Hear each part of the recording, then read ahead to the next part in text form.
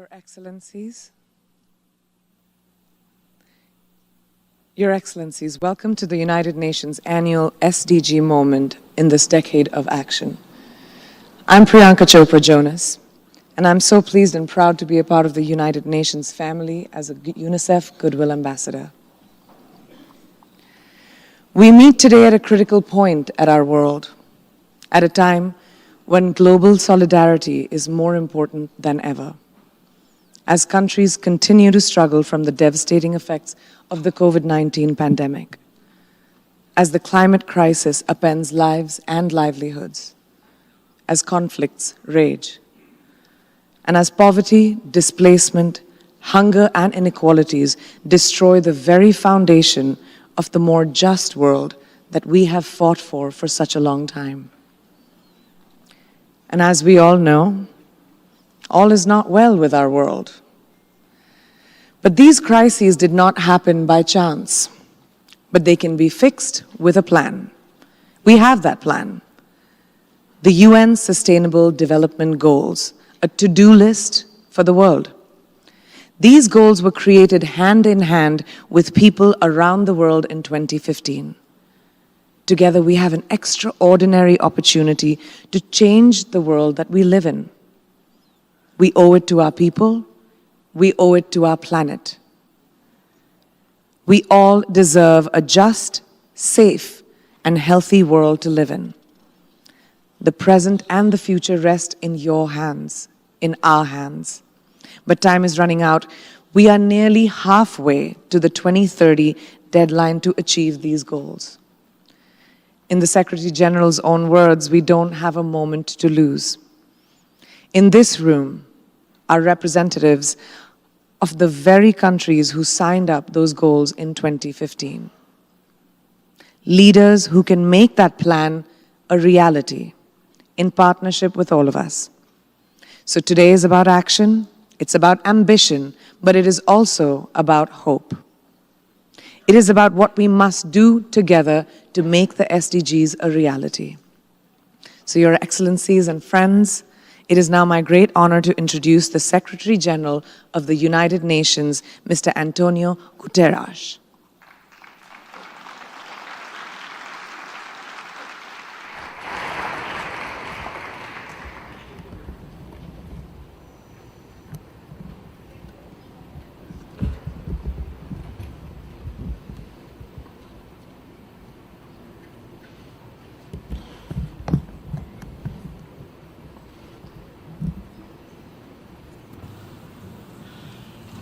Excellencies, honored guests, ladies and gentlemen. Let me begin by expressing my deep sadness on the recent loss of Her Majesty Queen Elizabeth II, whose funeral took place today. The world bids farewell to an extraordinary leader and a lifetime of service.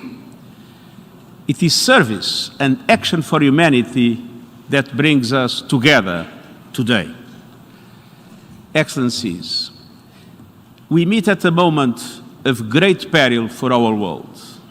Conflicts and climate catastrophe, mistrust and division, poverty, inequality and discrimination, rising costs of food and energy, unemployment and declining incomes, massive displacement and dislocation, and the ongoing effects of a global pandemic. Lack of access to finance for developing countries to recover, a crisis not seen in a generation. Each peril is pushing the Sustainable Development Goals further out of reach. And in the face of such perils, it is tempting to put our long-term development priorities to one side, to leave them for a sunny day. But development cannot wait. The education of our children cannot wait. Dignified jobs cannot wait. Full equality for women and girls cannot wait.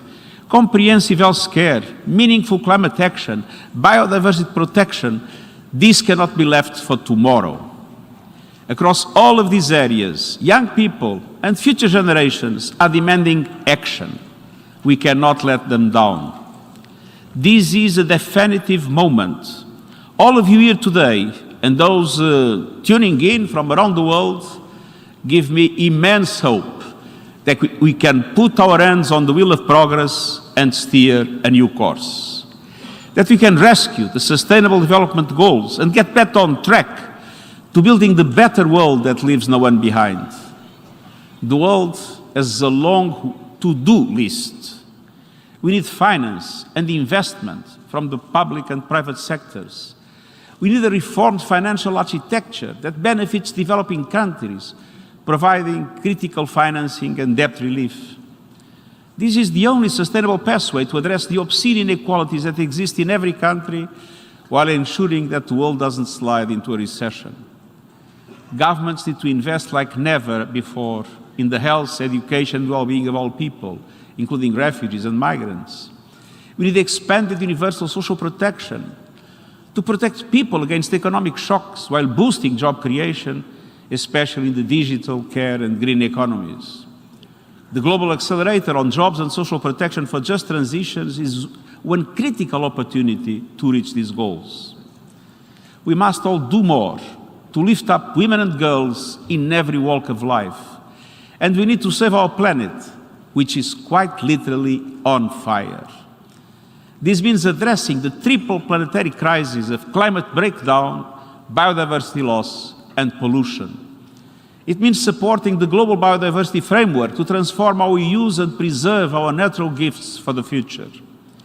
And it means moving away from our suicidal dependence on fossil fuels and jump-starting the renewable energy transition in every country, and supporting developing countries as they make this shift and adapt to the changes around them. Above all, there can be no sustainable future without peace. By embracing peace and tolerance, and more importantly, by living these values every day, we can move one step closer to the sustainable, equal, and just world that every person deserves. Chers amis, distinguished friends, our task is tremendous, and young people demand that we take action, not just for ourselves, but also for future generations. If we are united, humanity will surmount all perils. Let us get to work. Let us place the world on the right track. I thank you.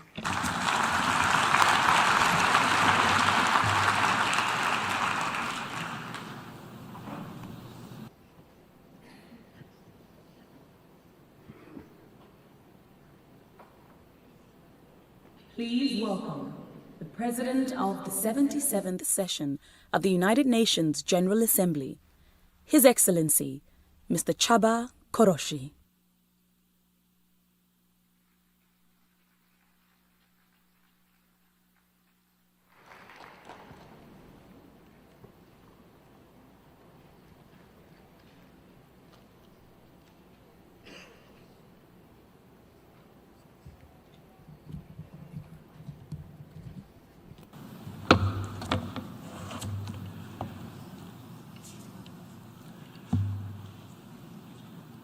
Mr. Secretary General, Excellencies, dear friends, the SDG Moment was created to be a yearly wake-up call. In diplomatic language, a call and a reminder for all of us to remember what we need to do, and especially what we need to do to transform the vision of Agenda 2030 and the SDGs into a reality. Or in simple terms, it is high time for us to seriously consider the state of the world, taking into account all of the consequences, whether we like them or not. It is timely and more necessary than ever to rededicate ourselves to the SDGs. Let me tell you why. First, because our transformative vision remains true and sound. عندما وضعنا أهداف التنمية المستدامة When توحيد جميع الأطراف when we can bring together all stakeholders across the world to agree on a comprehensive framework of work in solidarity for change. We also managed to bring the global South and North together for a historic agreement embraced by consensus. Ever since, scientific evidence has proven that we were right with our diagnosis and with therapy offered. Yet by most markers, we are failing our goals. I accept that we had COVID-19 sweeping over the world. The pandemic was a postcard from a future, a bleak future of interlocking global crises, one that we want to avoid and that we can avoid. We must now regain the speed lost to the pandemic and to our inaction. Solutions are at hand. On our timetable and schedule for sustainable development for the forthcoming year, there are important events planned, important conferences on climate change, biodiversity, on water, and on the reduction of the risk of natural disasters. Key transitions need to happen. Just to name a few, a transition to renewable, carbon-free energy base and to green, inclusive and circular economies where food systems must also be transformed. We should also renew our multilateral commitment to establishing a science support mechanism. It can assist member states in their effort by means of providing transparent scientific indicators and validation for sustainable development. Likewise, we must make progress on understanding the value of GDP and capitalize on the political momentum to go beyond it. We cannot neglect the critical issue of financing in our discussions. That is why the high-level meeting on financing for development will take place at the same time as the SDG Summit. Last but not least, we must look at the linkage between climate change and water holistically. Part of the solution we need to scale up is the action plan of the water and climate leaders. It is my hope that the UN 2023 Water Conference and the preparatory meeting I will hold on October 25th will spur major advances towards the implementation of SDG 6. Excellencies, we need initiatives from the civil society, the voice and passion of the youth, the support of the private sector, but most importantly, you, the member states, to deliver on promises made. The 17 global goals are the to-do list. They must be the to-do list of all leaders in this room. We are the people who can get this, the to-do list of the world, done. Thank you.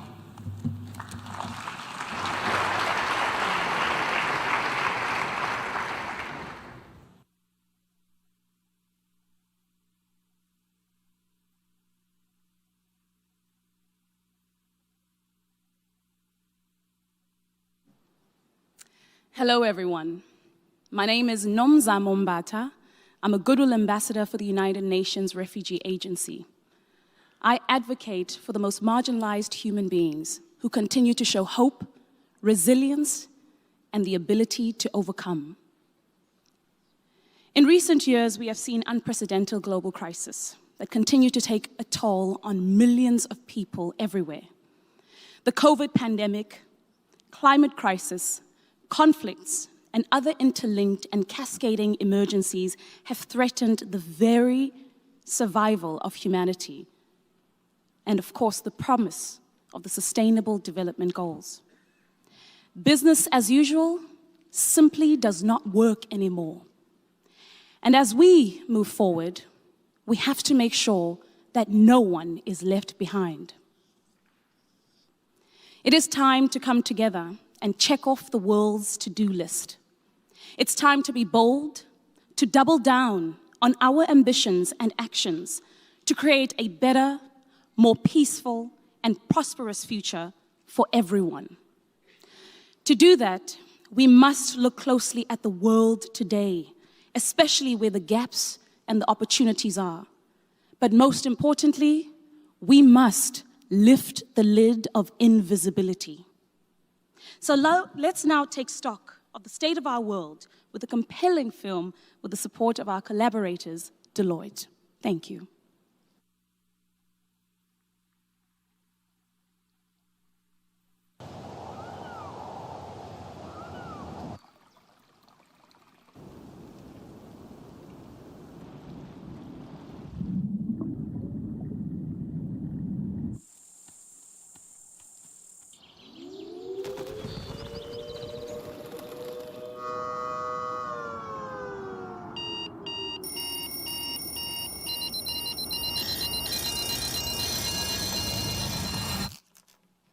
Eight years left to end poverty and hunger, to halve global emissions. It didn't start out as planned. We're not moving in the right direction. Years of progress lost in the pandemic. Escalating conflicts, climate breakdown. So where are we now? For decades, we successfully fought poverty. Now it's on the rise, again. 1 out of 10 suffer from hunger, more people than ever forced out of their homes. Climate disasters increasing. Droughts alone estimated to displace 700 million people by 2030. This year, CO2 emissions hit a new record.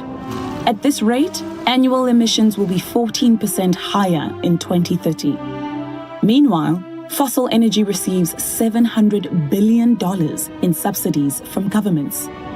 Your government. Safe water and sanitation not made accessible fast enough. Progress must quadruple to cover all people by 2030. Women are held back at all levels. At this pace, by 2030, 825 million children won't have secondary level education. Human rights, health, and equality all hurt in the wake of war and disaster. Disrupted economies, food and energy crisis, and galloping costs of living damage global solidarity. Everything interconnected. Everyone intertwined.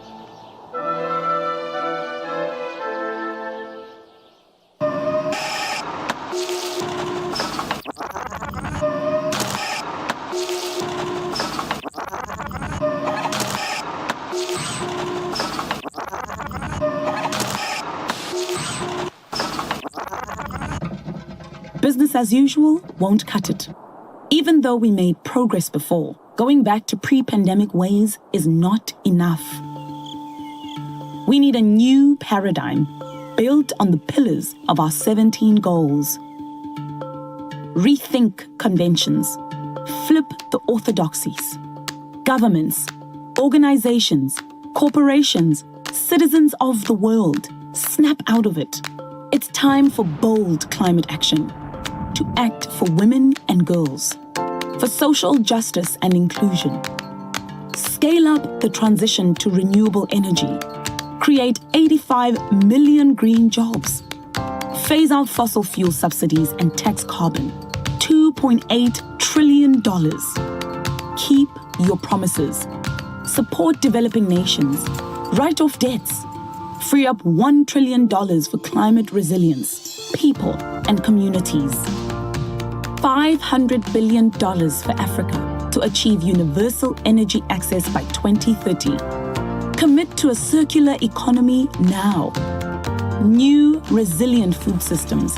They can cut waste by 17%. Strengthen domestic financial institutions. Make insurance and banking accessible to everyone. Scale up the digital transformation to educate the 1.6 billion kids who missed school in the pandemic. Educate girls, including the 130 million not in school now. Ensure women's equal share of decision-making. Eliminate discrimination against female workers and boost productivity by 40%. We cannot afford to leave anyone behind. We have a to-do list. We have the resources. 8 years to reach our goals. We're on this planet together. So let's work together. Let's get the list done.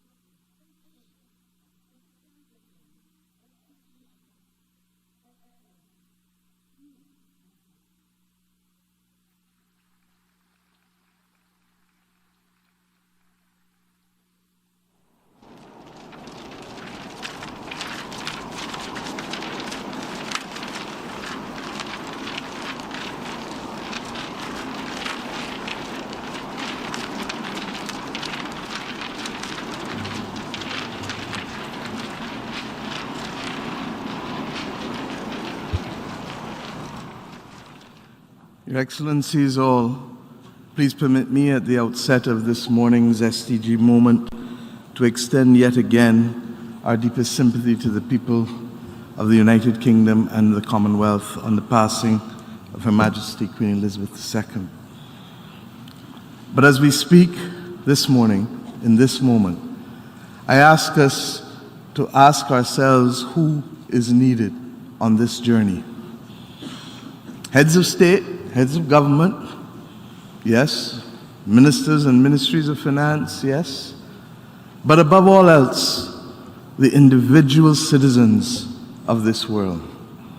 And that is why the United Nations has sought to ask us to remember the to-do list. Because in each of our lives every day, we make commitments about things that we must complete to make our lives better. And so we are asked today to do the same in this world, which is at a critical juncture in the affairs of man. We have seen, regrettably, a world that has reminded us that there is no right to life, that there is no right to success, that there is no right to ensuring that there can be prosperity. And regrettably, in seeing that, we have failed to lay the foundations that will allow us to continue to see the people who become the victims of hunger, to feel the people who become the victims of no education, to appreciate that a world that is driven by a climate crisis cannot provide a sustainable future for us. Are we so arrogant as to believe that there will be no failed societies and no extinct species, when the history shows us otherwise? I ask us this morning to let us speak to the citizens of the world. Let us speak to the citizens of the world, the boys and girls who we want in this battle to remind their leaders, to remind their parents, to remind their head teachers, to remind each other that they are necessary to join the army to fight against poverty. The first goal, end poverty. The second goal, to make sure that people can eat and that we end hunger. The third goal, to make sure that we can deliver good health for all. The fourth, to provide quality education so that people can think for themselves and lay a platform on which they can build for themselves. The fifth, to achieve gender equality so that whether it is a boy or a girl, or whatever gender you assume, that you have the right to live in this world without fear of discrimination and with opportunities equal to all others. And the staff of life, water, to ensure that there's water for all. How can that be something that the global community doesn't fight for? Or clean energy, because we have seen just now in the video what an abundant reliance on fossil fuels and an industrial revolution has done for us. And yes, for people of color, we say that we are now the victims of double jeopardy because our blood, sweat, and tears brought about the industrial revolution. And for too many of us now, we are on the front line of the climate crisis. And how do we get through when we speak to you as young people? We ask you to go for education. This assembly will speak today about the importance of transforming education so that you can be the best that you can be. But that is ultimately so that you can support yourself. Because freedom is about choice. And to have that choice, you need jobs. And that's what the to-do list at number 8 tells us. To support also those jobs, we need sustainable infrastructure. And we need to be innovative in this world where technology is moving at the rapid rate at which it is moving. And in all these things, as His Excellency Emperor Haile Selassie stood here and said, we need to fight inequality. If not, there shall be war. We need also to make sure that the environment within which we live, particularly in cities, when people come in their millions and their thousands and their hundreds to cities, that the cities can provide life for them because their actions and living is sustainable. And every day we use things.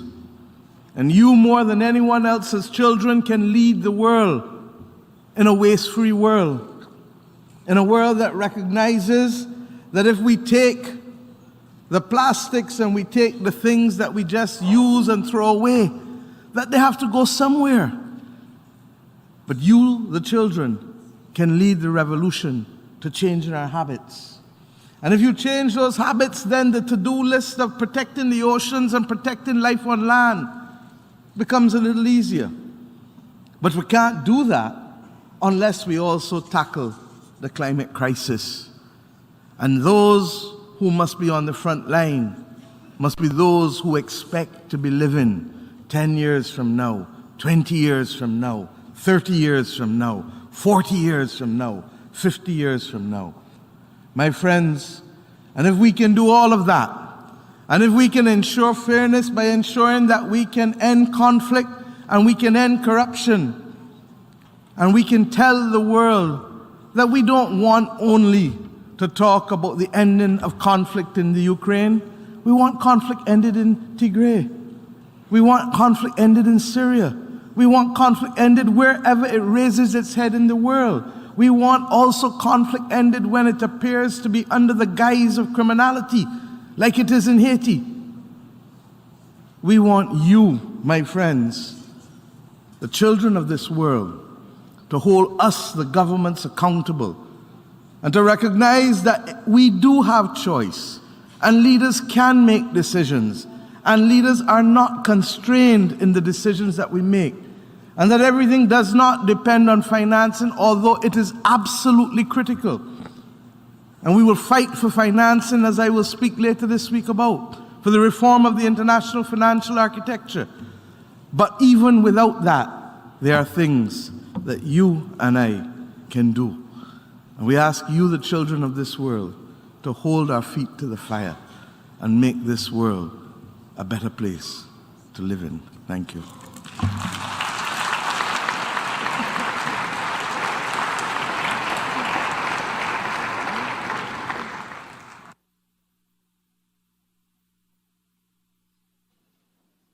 Excellencies and friends, good morning. My name is Sherwin Bryce-Pease.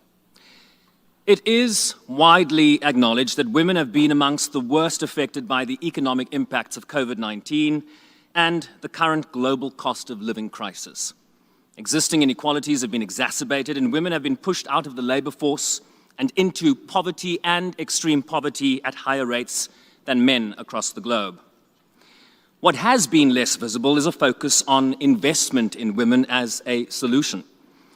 In this SDG moment, we are starting this SDG 10 Reducing Inequalities dialogue that we hope will spark shifts in perception and accelerate action. Joining us today are Rebecca Greenspan, the Secretary General of the UN Conference on Trade and Development, who has been co-leading the work stream on financing for the Global Crisis Response Group. Agnes Kalibata, the President of AGRA, Sustainably Growing Africa's Food Systems, and who was the Secretary General's Special Envoy for the 2021 Food Systems Summit. Melinda French Gates, philanthropist, global advocate for women and girls, and the co-chair of the Gates Foundation and founder of Pivotal Ventures. I have to take my seat in 3 seconds.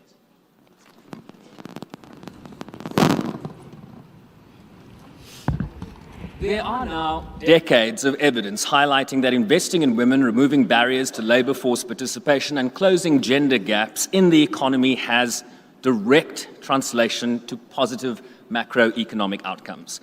Projection models highlight that simply achieving parity in the labor force would unlock trillions for global GDP and accelerate economic growth, just achieving parity. These impacts are significant across the board, but particularly where inequalities are the greatest. Rebecca, in response to the triple food crisis, energy and finance, the UN Secretary General established a global crisis response group to provide evidence, analysis, and policy recommendations. What are some of the urgent actions the international community can take as we grapple and face this emergency? Thank you very much. Let me first say that as the Secretary General, we are challenged by cascading crises. But cascading crisis is also cascading inequalities. And women and girls are the hardest hit when this happens. And so we have to know that we have a health crisis that is not over, that we have a climate crisis that is getting worse, and we have a debt crisis that is in the horizon. 60% of low-income countries and 30% of middle-income countries are in debt distress. So that is what we need to tackle. And on top of that, we have a cost of living crisis. Prices of food, of energy are as high as they can be. So what do we have to do? Today, we have a cost of living crisis that is a crisis of affordability. So we need prices to come down, and we need liquidity to go up. For tomorrow, the crisis of affordability can become a crisis of availability. Without enough fertilizers, next year's harvest will be unable to feed the world. So we need enough liquidity for social protection for all, precisely to avoid this socioeconomic crisis, and we need to make fertilizers available for the world, especially for the small farmers. So, just to finish, we need to bring prices down, but we need also financial availability for the liquidity of countries to go up, for their fiscal space to widen, so countries can get social protection for their poor and vulnerable. All right, we'll come back to you in a second, Rebecca. Last year's UN Food Systems Summit was truly a watershed moment. Agnes, The world was working to make food systems more resilient, and suddenly we were faced with a global food crisis, right? Almost prescient that you had that summit last year. From fertilizer to inflation, what have we learned that we can take to scale in countries, particularly through the leadership of women? Thank you. I guess one of the biggest lessons coming from the Food Systems Summit is the fact that these crises are not going anywhere. So we saw the COVID crisis immediately, followed by the crisis we just talked about. But let's step back and remember that in Africa, for example, women, farmers, and farmers in general were living through crisis one after the other, whether it is the droughts that started back in 2012, whether it is the fall armyworm and all these other things, the pests that they have to deal with every day. So what the Food Systems Summit did for us was to bring people together, to bring context from different parts of the world together and give us a chance to look at some of the challenges that people that are living on the edges of food system working with, and the opportunity to actually give us a chance to prioritize, to start prioritizing on how to deal with vulnerabilities in our system. So if you look at most of the countries that stepped forward, the number one thing that they were trying to address is vulnerabilities in the food system. The number two thing they were trying to address is the challenge and question of jobs in the food system. So for example, the African continent stepped forward with a common position, and if African countries implemented that common position, we wouldn't then have a challenge around jobs and around vulnerability, because that was the number one thing that they talked about. Even here in the US, the government put forward vulnerabilities and addressing the challenges of women as number one. So if countries could only take forward the 112 strategies that they put forward, that prioritize women, that prioritize youth, that prioritize vulnerabilities in our system that were put forward by COVID-19, the world would be a different place. Right. So my call is, let's go forward, implement those strategies that were put forward, but also private sector and civil society did step forward in a really interesting way. Everybody was determined to find action. So if we can only come from those actions. Yeah, solutions are one issue, right? Implementation, of course, a completely other. Melinda, you have, over the years, been one of the fiercest proponents of the need to invest in women to build a better world for everyone and to accelerate sustainable and equitable economic growth. And you have actioned this yourself, investing millions of women in women entrepreneurs, in investors and leaders, literally putting her money where her mouth is. Can you tell us why investing in women is really the solution? Well, we need to stop talking about empowering women. We need to just make sure women have power. And that means not... Say it again. Let's stop talking about empowering women and make sure they just have their power. So it's not just putting food on the table, it's making the decisions around that table. It's not just being a recipient of good government policy, it's sitting at the table when government policy is made. What we know is that women are force multipliers. When they have their full decision-making authority, they have their bodily autonomy, and they fully participate in society, everything gets better. We know from great research, their families are healthier, their children are in school, the families are wealthier. So we should want this as society, and yet it's always been this nice-to-do agenda. I grew up in a house where my mom said, make sure you set your own agenda or somebody else will. So our agenda is making sure women have their full power. So during COVID-19, we saw some fantastic programs, for instance, where cash was put into women's wallets, their digital wallets. It had a much bigger effect than if you just gave them cash, because the women had decision-making authority. Their husband or their father-in-law couldn't get to the money. We saw women in Uganda take the money, invest it in their businesses, and their businesses were 15% more profitable. We saw women in Niger go to the market and tell us they could go to the market because the assets were protected. So we need to make sure women have money to have power. Money is power, and when they have money, they unlock all kinds of other benefits for their families, their societies, and frankly, the global economy. All right, second round, 90 seconds each, please. So many of us are feeling the effects of the cost of living crisis, right? Me, you, everybody. Rebecca, how do we create fiscal space for struggling countries so that we can help families avoid impossible choices like paying for food or paying for heat and get back on track to keeping the promise of these SDGs? 90 seconds.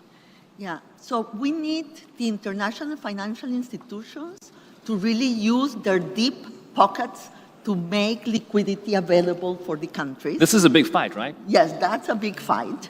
But the instruments are there. We can use the instruments we have. The money is already there. They can use it to cushion the blow of what is happening. And we need the countries to have the social protection programs that will allow for women to have the cash, to have the money, and for the households to be able to face this crisis. They cannot face it alone. They have less possibility to cope today because of the cascading crisis, because we are after COVID-19. So countries and households have less possibility to cope alone today. And let me just say that precisely the SDGs is our main instrument to call for solidarity and cooperation. That's what we need today, solidarity and cooperation, and to support the Secretary General in his fight to bring more food and more fertilizers to the market to stabilize prices and be able to make it available for the people of the world. And as you push for solidarity, we must acknowledge that sometimes consensus is very difficult to achieve in a room like this. Melinda, the issue of the care... Difficult but not impossible. Difficult but not impossible. Melinda, the issue of the care economy and unpaid and underpaid care really came to the surface during the COVID-19 pandemic, right? Recent figures show that school and daycare closures in 2020 led to an estimated 512 billion additional hours of unpaid childcare globally, not for men, but for women. Even before COVID-19, economists projected that we would lose trillions each year from the formal economy by not valuing the unpaid care work undertaken mainly by women. You advocated strongly for significant investments in care as part of the economic recovery plans. Can you explain the link between unpaid care and inequality and how investment in care could actually be a driver for sustainable and equitable economic growth and the steps needed to realize this? The bottom line is we all care. We care deeply for our loved ones, for our children, for our aging parents, but who does the burden fall to of taking care of the young and the old? It is women. And it's the thing that we don't often talk about. It's both the loving care we want to do, but the many, many, many tasks. If we don't fix our care economy and the care burden that women have, they will never be able to have their full place in society. They won't be able to sit at the decision-making table. They won't be able to have the job they want. And it's not just in the formal sector. Informal sector, too. Women will tell you, I don't have anybody to leave my child with. How can I go run my market or my stand? So this is an issue for low-income, middle-income, and high-income countries, and it's time we did something about it. Agnes, we know that investing in women works. What will it take for women farmers, entrepreneurs, innovators to go to scale? And what kind of impact could they have on food security and food systems? So what it will take is nothing that we haven't had before. They need a voice. Women already know what they want to do, and they're already practicing the things that can go to scale. But they are not in places where they can express themselves. The knowledge they have stays with them because it's not being tapped into. So let's give them a voice, and let's allow ourselves to learn from what they are doing. Number two, they need to be seen. Women in different places of the world have different needs. So my mother's needs are extremely different from even the next village person's needs. So let's really focus on being able to draw out who these people are and be able to tap into their potential where they are. The last one is they need choices. And this cannot be more important than in the agricultural sector, where the type of seed you grow is extremely important to the type of money you get, where the type of business you're able to run and the ability to attract financing is extremely important to how you run your business, or even the knowledge you have is extremely important to how you show up in business, or even the ability to have land is important to how you can go to the bank and get a loan. So I think if we did those three things and really ensured that we scale them across different societies and communities, women can lead. Women are able to lead. Women are leaders. Someone told me the other day that if you want something said, tell it to a man. If you want something done, tell it to a woman. So 2 immediate takeaways. Women need power and they need choices. To close, let me invite each of you to share one word you're feeling about the SDG to-do list. Just one word. Let's go down the panel. Rebecca first, Agnes, and then Melinda. What we need. One word for the SDG, when you think about SDGs and the to-do list associated with those SDGs, what's the one word that comes to mind? Solidarity. Solidarity, that's one. Women empowerment. Empowerment, women empowerment. 2 words, but I'll let you pass on that. Empowerment. Empowerment. Melinda? Hopeful. Hopeful. And on that hopeful note, please join me in thanking these extraordinary women for being part of such an important conversation. Thank you to you all.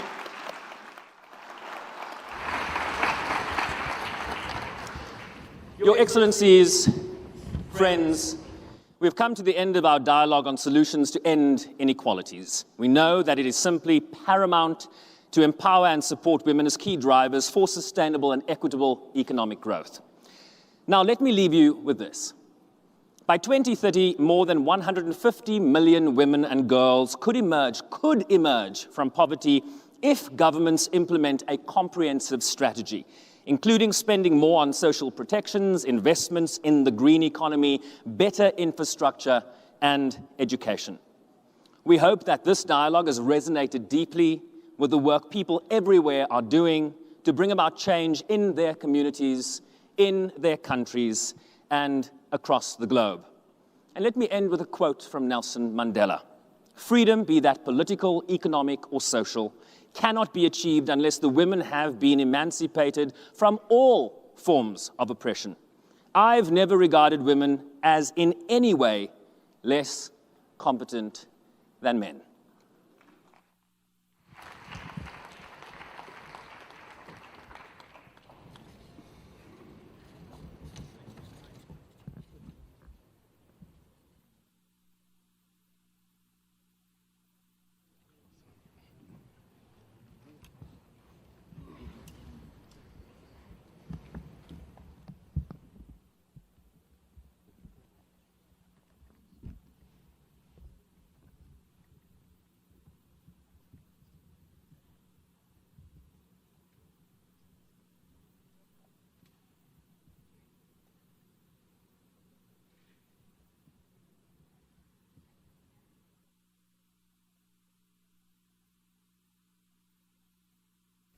Your Excellencies, friends, our next guest is an inspiring young woman who has moved many of us with her poems of hope, change, unity, and resilience. Please welcome poet, activist, and UNICEF supporter, Amanda Gorman.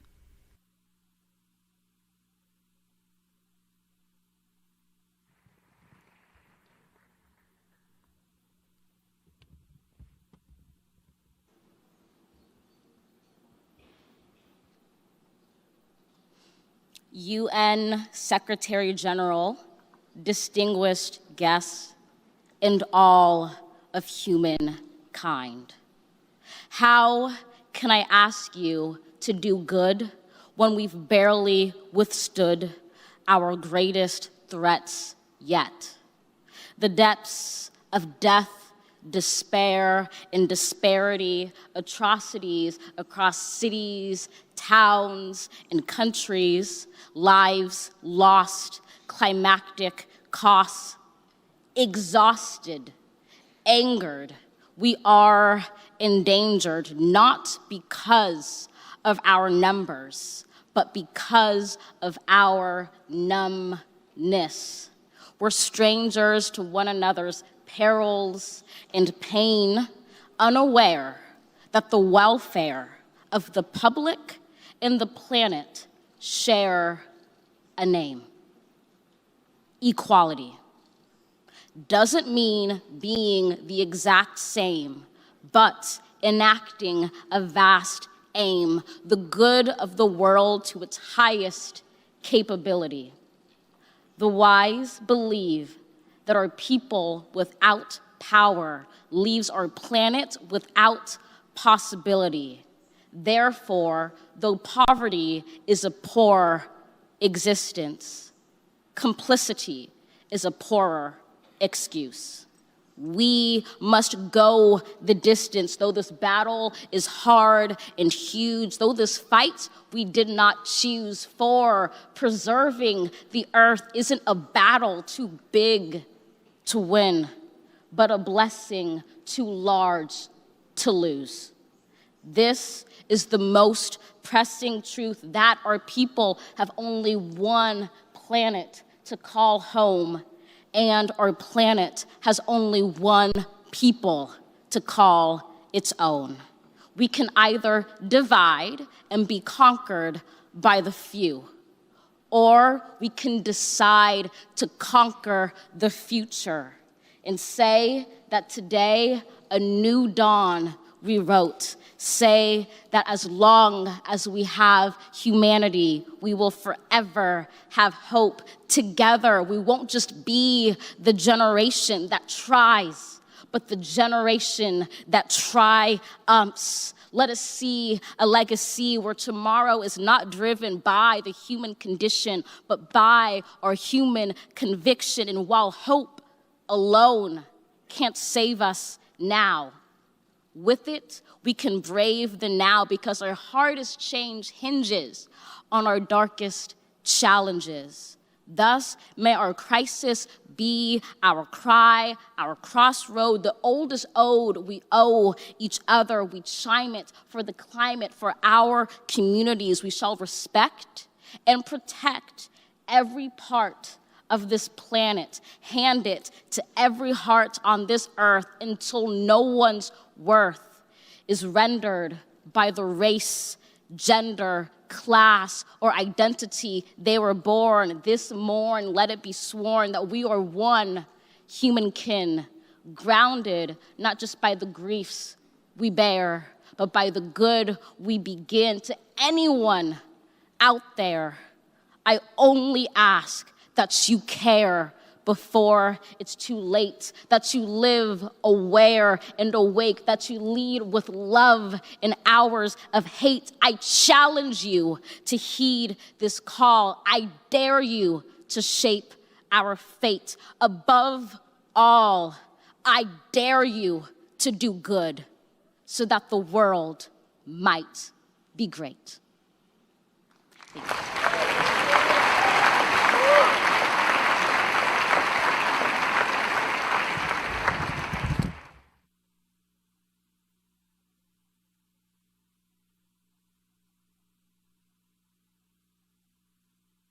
Your Excellencies, friends, a message from the Secretary General's SDG advocates, Blackpink.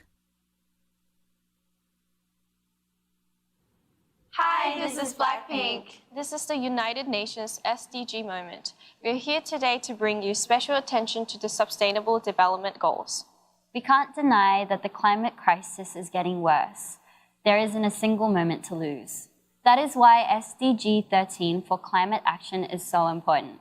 It can truly make or break our efforts across all global goals. We must seize this moment and take actions to create a world that is more sustainable and leave no one behind. So what can we do?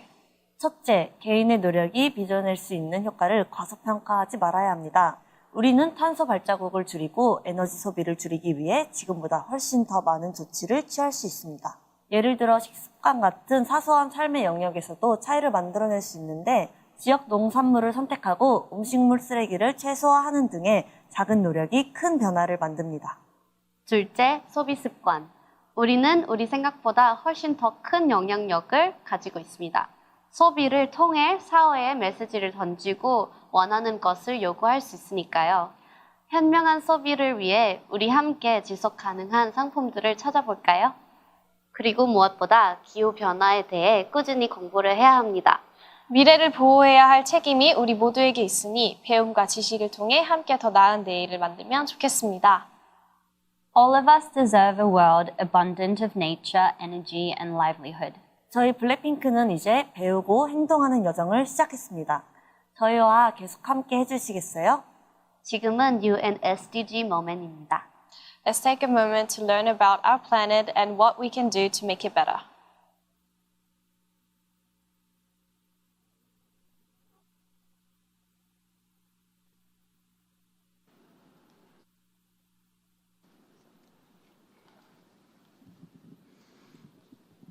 Not enough time to miss me.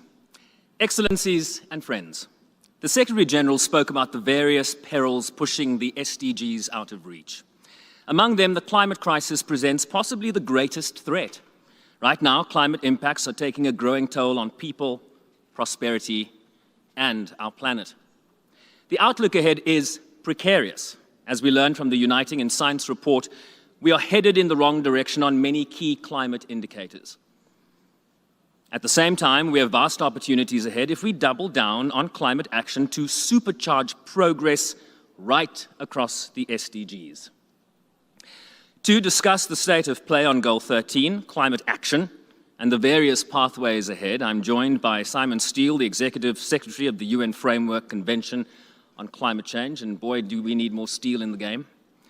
Chido Mpemba, the Youth Envoy for the African Union, and Ingrid Ruimert, Senior Vice President at renewables company Ørsted.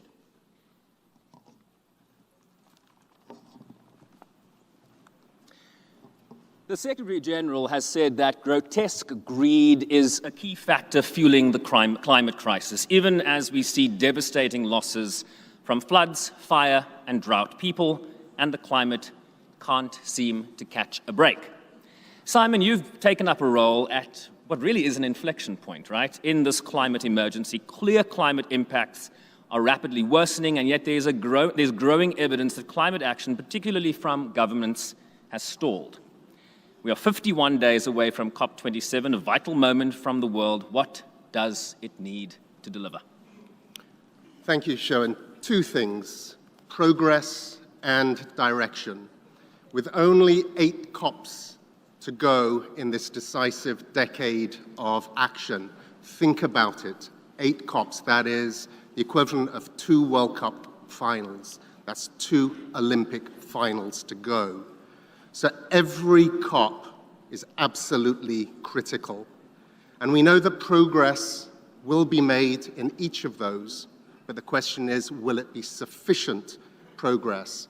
So every COP is a crucial COP. And the science is clear. If we continue doing what we're doing, we're going to fall off a cliff edge. The evidence is clear. In every region, every country, we're seeing the impacts of climate change. Pakistan, the Sahel, across Europe, the US, the Pacific, the Caribbean, whether that's sea level rise, hurricanes, flood, fire. That list goes on. So we're at this inflection point, this tipping point. So we know what needs to be done. We know we need to limit, cut emissions by half within this 8-year period. But the good news is that we've entered a new era in the climate discussions. The Paris Agreement is more or less negotiated. So this new era is shifting from negotiations to implementation. And what does that mean? It means getting stuff done. It's moving from how should we do it to this is how to do it and getting those things done, whether that's at a country level, whether that's companies, whether that's in our homes, every person. And we know the 4 negotiating tracks, the work tracks, whether that's mitigation, adaptation, finance, loss and damage. But we also need direction. And what COP27 has to demonstrate is recognizing the urgency of what needs to be done and the scale of the response that is required. Because this is impacting real people. So there can be no backsliding as we leave that COP. And as we spare a thought for Pakistan, let's also think about Puerto Rico and the Dominican Republic right now, because Hurricane Fiona is barreling through those islands as we speak here. We have all witnessed young people on streets and online demanding credible and urgent climate actions from world leaders. Chido, you've spent the last 7 months traveling the African continent, meeting young Africans to help mobilize climate action. Can you tell us what you're hearing from young people about the solutions that they want to see now? Thank you. I think what is standing out is that climate change is happening right now, and it's something that is very urgent, which is why we have a lot of young people in the forefront in this regard. I mean, when we consider that 7 out of 10 countries most vulnerable to climate change are in Africa, we realize that this mostly affects the young people as the largest demographic and the most vulnerable, who suffer from consequences of droughts, floods, and other extreme climate events. And some of the solutions that have been coming, this is based on sitting with young women, sitting with a group of youth refugees that have also been affected through, issues with climate mobility. And they're saying that we need youth as a main stakeholder. We need to bring them to the table in the decision-making spaces, and also in local community action, national strategies, as well as global platforms. For youth and children that account for 40% of the global population, it means that we need to recognize that they're half of the number that we need on most of these platforms in order to provide the solutions for now and for tomorrow. In addition to this, we must have half of the emissions by 2030. We need to do it now. We do not have 8 years to act, but the action needs to actually start now. We need to act, and we need to start building resilience from now, but ensuring that we also incorporate the young people who make up the largest demographic in Africa. And let's not forget it's an African COP this year, right, in Egypt. Ingrid, your work is focused on transforming not only how businesses operate, but also the entire energy system and the way in which it benefits all of society. We need a green, renewable revolution. Are you seeing one? What's holding back a faster transition? Yeah, thank you, Sherwin. If you had asked me just a year ago, I would have said, no, I don't see a renewable revolution. But luckily, lately, political leaders have stepped up. The thing is, it's just not happening fast enough. My company at Ørsted, we developed the first offshore wind farm already 30 years ago. And 2 weeks ago, we commissioned the world's largest wind farm in the UK. So we have proven again and again over the last 3 decades that we can deliver clean, affordable energy on budget, on time, and it also with a positive impact on nature and on people. Because renewable energy actually delivers on most, if not all, the 17 SDGs. Clean and affordable energy for all, health and well-being through better air quality, life underwater, life on land. It spurs new industries, innovation, creates jobs, creates new skills, education, and I could go on. So the question is, of course, how do we then get the revolution going? And I would mention 2 things here today.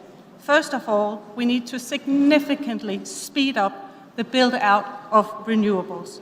Not in the next decade or next year, we have to start today.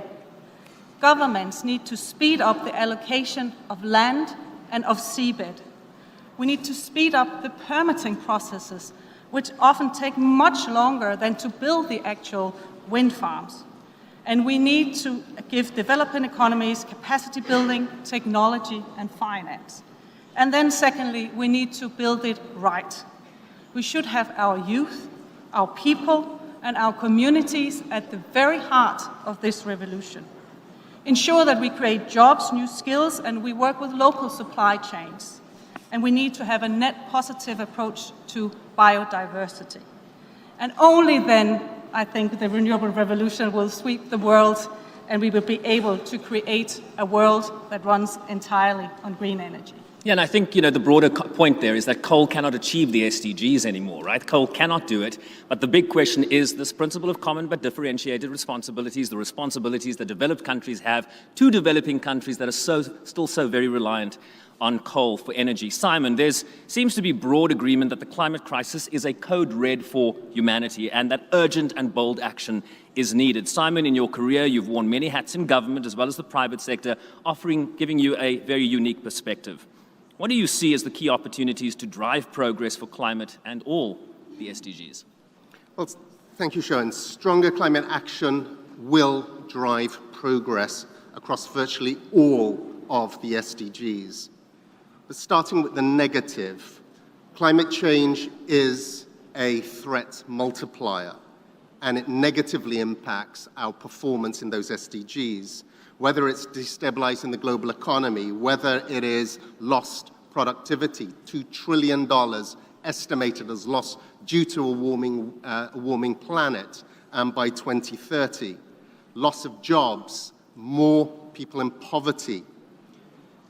It creates a conflict for our resources. The impact on migrations, estimated that by 2030, 200 million people will be displaced due to climate change. But climate change also presents us with an opportunity if we take the right steps, and will be an enabler, can be an enabler in terms of that positive action, in terms of achieving the SDGs. Positive action in this area is a single greatest opportunity for us to build a safer, healthier, more resilient, more prosperous world. And this is not just for the present generation, it's for generations to come. So how do we achieve it? And it has to be for countries, companies, households, people, doing what we know needs to be done in terms of tackling this crisis. And if we get it right, things look bleak right now, but if we get it right, it's our best opportunity at achieving the SDGs. Chida, what does resilience and adaptation mean to you and your peers? Why is it important, including dividends across other SDGs from investments in resilience and adaptation? Okay. I think resilience is about protecting people and livelihoods from worsening climate impact and disasters. I mean, for young people, particularly in developing countries, it's about having a realistic chance to realize their full potential without declimated by climate impacts. Adaptation and resilience, for example, is also entailing us having to strengthen the anticipatory actions and increasing investments which are human-centered. We need to put the young people at the center too. I mean, many people rely on agriculture, for example, for their livelihoods, and this sector relies on predictable weather patterns. And Africa is expected to feed 2.2 billion people, including 1 billion youth, by 2050. And this means that we need to increase those investments to ensure that we are adequate when it comes to food production for now and for the future. Ingrid, the final question goes to you.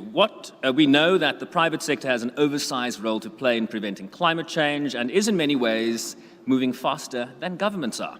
Ingrid, last week we saw the founder of Patagonia give away his entire $3 billion company to groups and entities that are fighting climate change.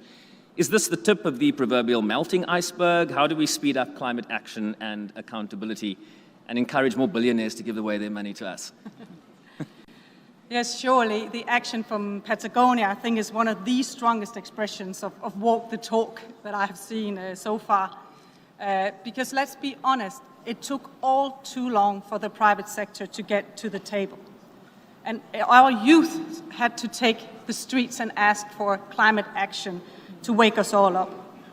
But now, of course, a large part of the private sector is at the table, which is good because we can develop new technologies, accelerate, scale, create jobs, educate, in short, be this catalyst for change. And I do see many signs of credible climate action and companies coming together, working across industries, such as the Steel Zero initiative, to take an example. But three things need to happen. First of all, companies have to set targets and they have to be validated. And I would encourage all major companies to work with the Science Based Targets initiative. Last year, my company, Ørsted, was the first energy company to have approved a net zero target long term. And it's not only the direct emissions that count, it is the entire supply chain, upstream and downstream. And that's why it's important to extend the target to the entire supply chain, like we have done with a 100% renewable electricity target. because accountability is crucial. We need to push for targets, standards, and reporting. And secondly, we need to act, because long-term targets mean nothing without immediate action. And luckily, we experience a huge appetite for clean energy from some of the largest companies in this world. And of course, government should work with the private sector and ask companies to document, deliver, and disclose. And then finally, sustainability needs to be at the core of every CEO's agenda, to do well by doing good.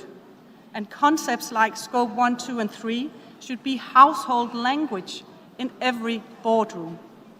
And in the end, climate action is not only about technology, it's really about leadership.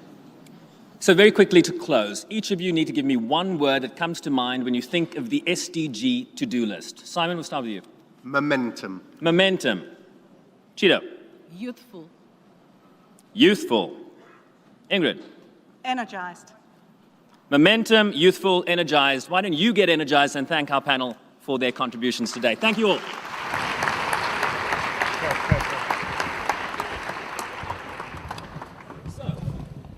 A daunting set of challenges, as we heard today, but also an incredible opportunity ahead to supercharge progress across the SDGs and bring them closer to within reach. If we choose much bolder climate action, and boy, don't we need that in buckets. Thank you sincerely to our panelists, much food for thought and much fodder for action.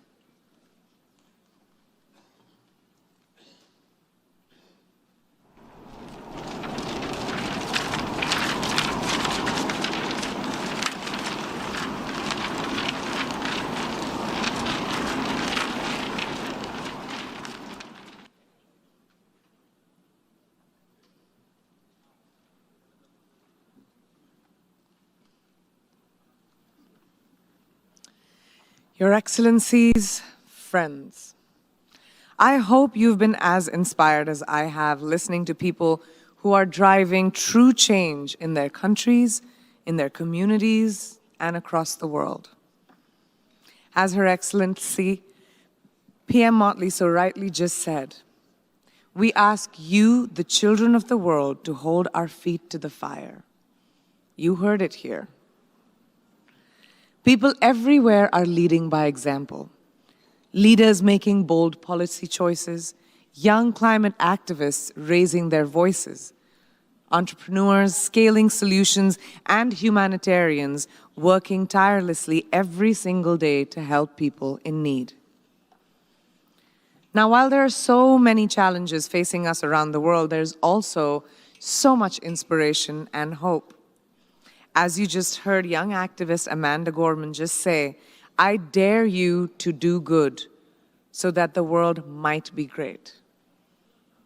What needs to happen has been vividly illustrated. We have the commitments, the resources, the tools, and the plan to change all that is destructive, disrespectful, and dangerous. What we need now is ambition and action to turn those commitments into a reality. Today, we remind the world of its historic responsibility and promise to deliver the Sustainable Development Goals, the world's to-do list. We've been inspired by the breathtaking projections created by Expo 2020 that you have been surrounded by. Now, in front of you, you will see an SDG board as well, and I implore that you take this back with you and let it serve as a daily reminder of the important commitment that we have made. When we leave this room, we must leave determined to work every single day to advance the goals so that we can return in a year's time a lot more closer to achieving them. Now we should take inspiration from singer-songwriter Judith Hill, who will be performing Bob Dylan's legendary song, Blowing in the Wind, to a short new film made for today. But before I pass it on to Judith, I would like to say, as you listen and as we watch, we need to resolve together to get the world's to-do list done. Thank you so much.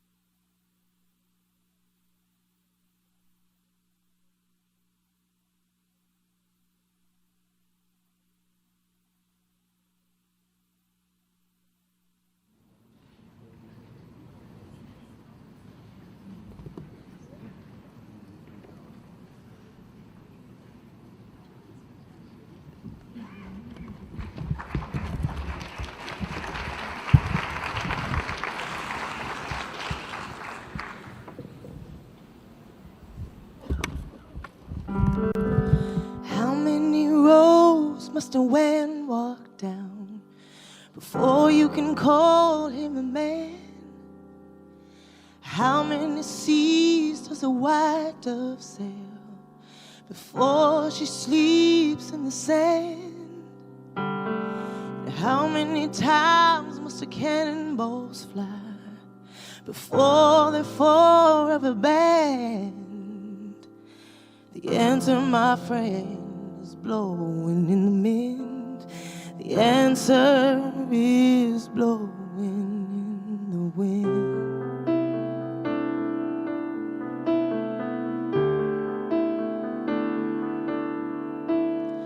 How many years must the mountain exist before it is washed in the seas? How many years can some people exist before they're allowed to be free? And how many times does the man turn his head and pretend that he just doesn't see? Oh, the answer, my friend, is blowing in the wind. The answer is blowing in the wind. Ooh, ooh.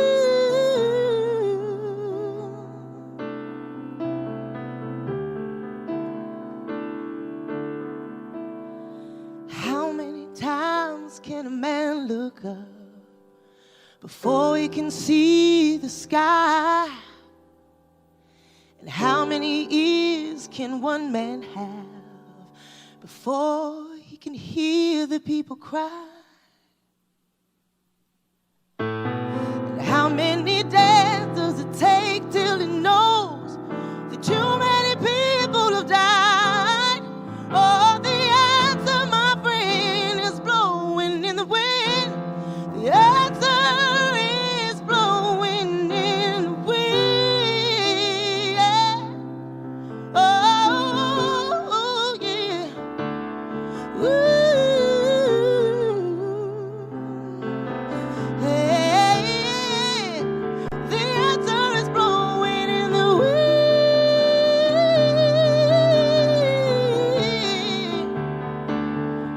The time has come.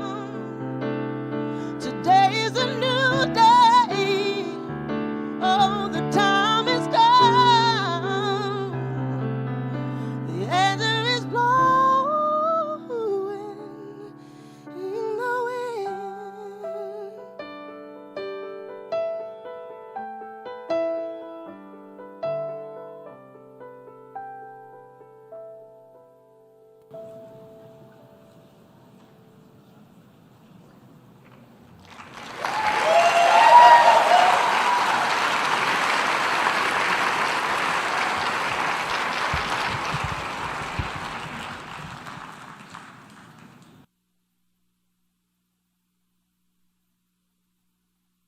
Your Excellencies, friends, a message from the Prime Minister of Canada and co-chair of the Secretary General's SDG Advocates, His Excellency Justin Trudeau.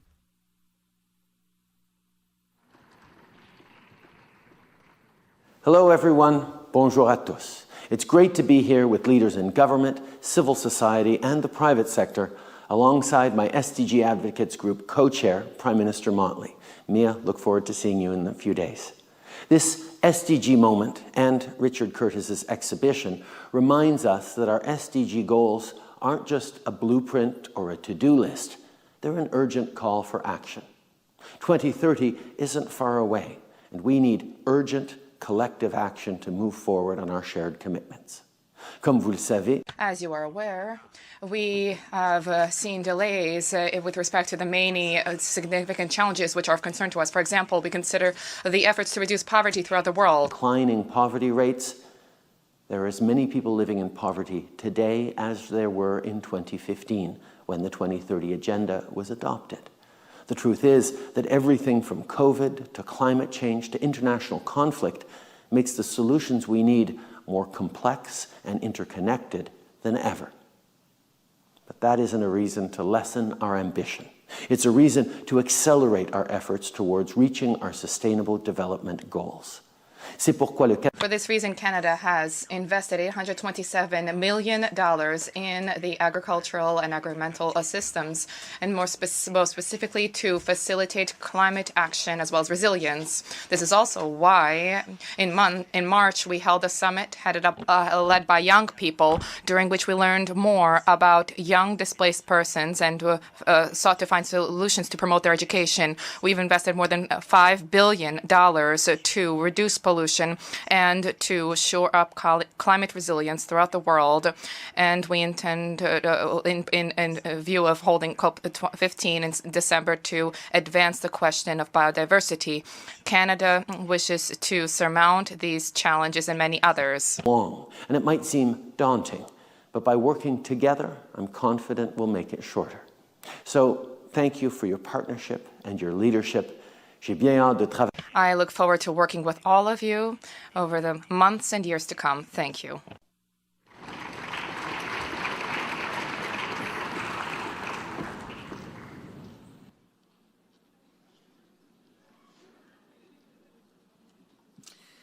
Your Excellencies, friends, colleagues, ladies and gentlemen, we have come to an end of the SDG moment.